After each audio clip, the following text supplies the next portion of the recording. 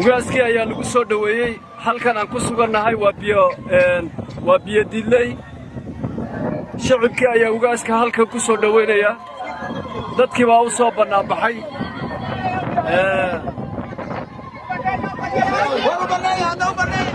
dadkii ayaa san u soo baxay ugaasku waa ka halkan ku sugan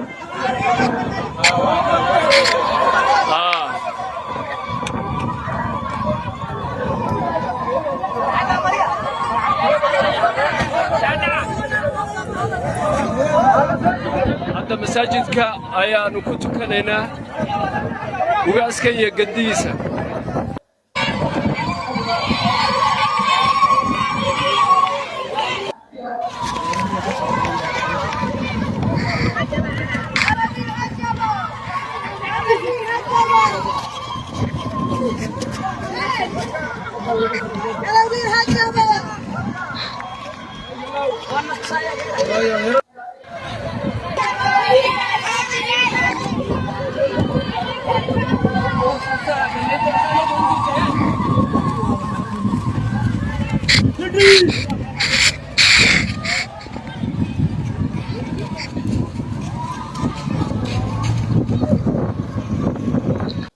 بسم الله الرحمن الرحيم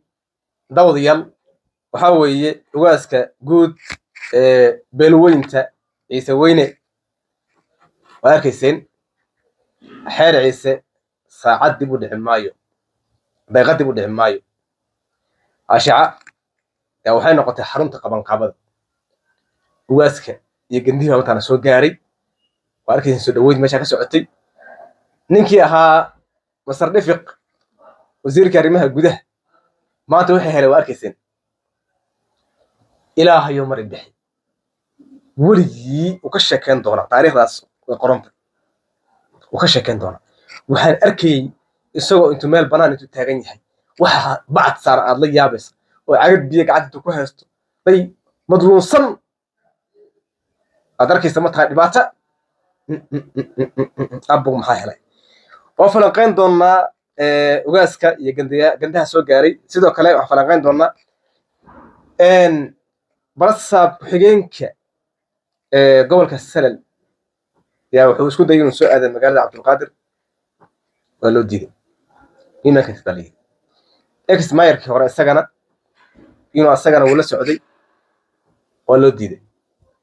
markii dambe wadaashii dhaqankii waxbaa waa la wada hadlay waxaa la yidhi bal midkan mayarkii hore isaga mataqaanaaye bal ha maro gaari leedahay mataqaanaaye magaalada cabdulqaadir baa lagu qaaday shacabkii dhareerta ka war heleen yaa gaarigii waxaa laga dhigay dambas waa la baabiyey ma ogelin ladiid iyadana falanqayn doonaa haddaan ku bilowno maanta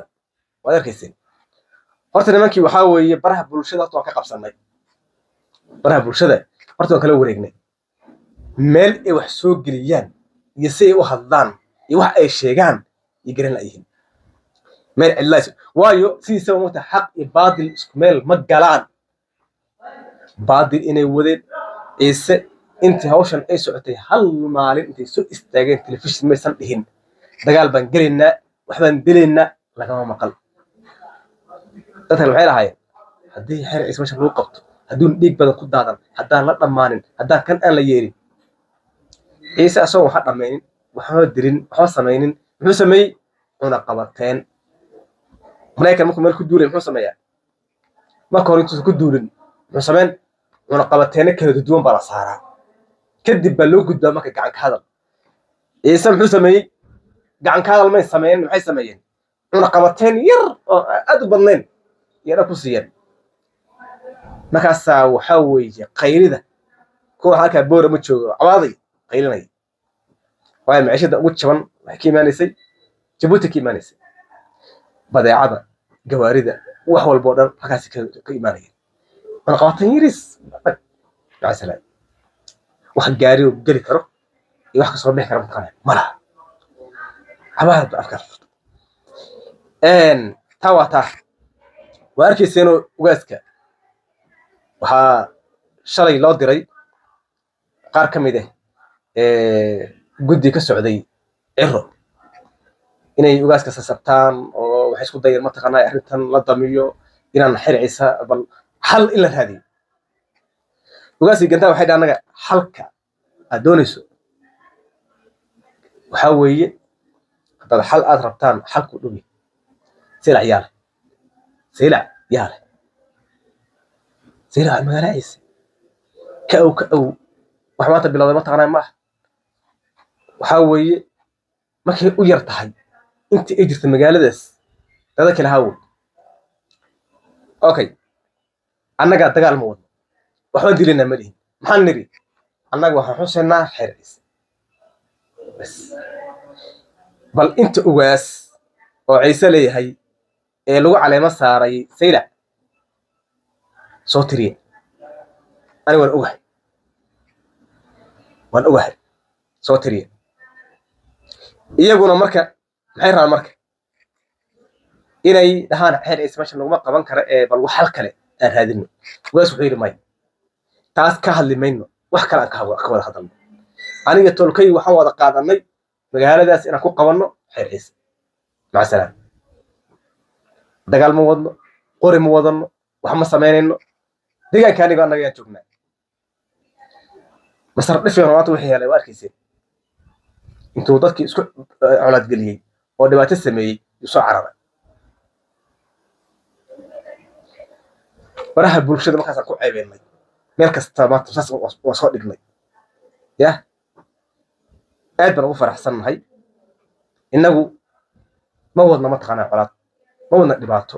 annaga wada deganaanshaha yaa rabna maalin dhaweyd mid baa wuxuu yidhi inuu ii hanjabo oo ii handado yuu isku dayay ninka isaga ah waxaa dhalay hooyadii ciisa dhalay isaga ciisa dhalay aabihii ciisa dhalay saasoo ay tahay haddaa aragto colaadda ku jirto iyo naceebka uu ciise u qabo wadyahay waxaan ku adeer dhegeyso ciise haddaad nacabta iyo haddaad jeclaanba kuma ogo balse aday ku dhaleen ku soo koriyeen naaskooda nuugay sooma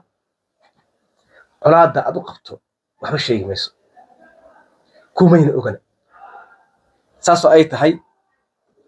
annaga qadiyadan waan ka hadlaynaa sidiisa mataqaanaa qofkii naga gardaran yahay annaga garabaan u nahay qofkii gardaran waxaan leenahay waa gardaran tahay bannaanka dadka ka baran weligayba aniga runtaasaan sheegaa xaqiiqdi aniga sheega hadduu xaqiiq yahay kama leexdo aniga hadda sababta aan ciise aan u garab taaganahay in uga hadlayo muxuuha guulaha ay gaareen in uga hadlayo mataqaanaa xaq ay ku taagan yihiin waxaa weeye waxaan arkaa waxa ay ku taagan yihiin inuu yahay shay xaq ah oo aysan wadin dhibaato dagaal ma wadaan dil ma wadaan hanjabaad ma wadaan wax ma wadaan waxay leeyihiin war annaga halkan waxaana ku samaysan ay ku samaysan maysid waan ku dili haddii waan ku dili cid laguma hanjabi karo ninkaas mataqaanaa ilaahay 5 gacmood buu siiyey maskaxay galaan ilaahay waa siiyey haddii nin ka adkaan jireen mataqaanaa ma jirto sama